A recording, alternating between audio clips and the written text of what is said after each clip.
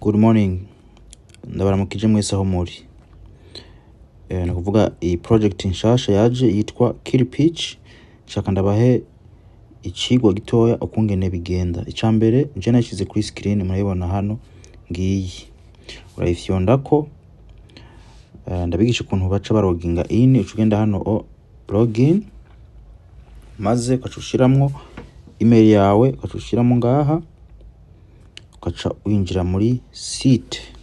Uko bimeze rero umaze kugira ngaha ucubona hejuru hano izina ryawe, email yawe ngaha hejuru, ukaca umanuka uraba ukungene site imeze, no kuvuga ama token yose ahari uno munsi movement zabaye, izaduze, izamanutse. Iya mbere nako BNB iri sawa, iri ngaha hejuru niyo itangura, ariko munsi yerekana ko iri plus 168%. Volume yayo nayo ni ngaha. Akacajeho Ethereum iziba ziri muri green nizo ziba zaduze, ziri muri kurere itukura ni ziba marketing yamanutse.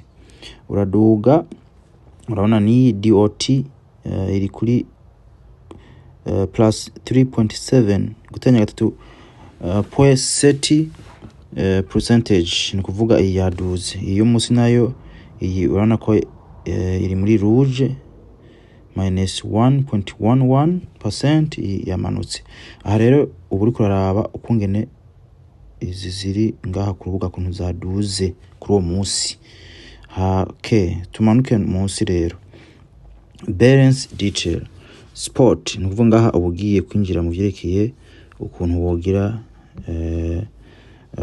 uraba account ukuntu itradinga, nimba account yawe iri kuri spot cyangwa kuri trade, ucumanuka ukaraba.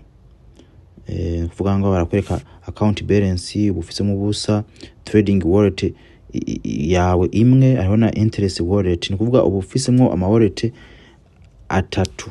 Hariho trading wallet, hariho interest wallet, harimo na KIRPICH wallet. Rero izi zose zirimo amahera nkuku. Iyo ukorera ko iri ngaha hejuru ya trading, amahera ubu yabonamwo,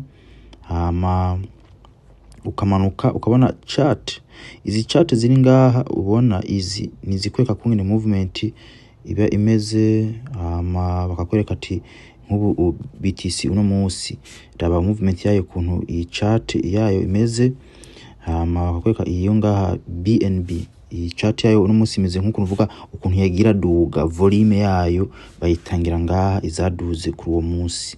Urabona ngaha ni USDT ukuntu ziba zimeze en hano. Rero turaduze tugize hano, turabona ko top coin volume, ama coin afise volume nini uyu munsi naya.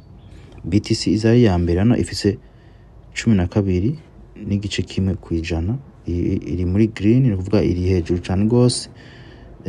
Hanyuma akacumanuka ukabona ni iyi ingahe ikurikira, ni ikurikira kuntu bigenda. Aha muri marketing ndabigisha kuntu winjira indani ukabona kuntu marketing imeze.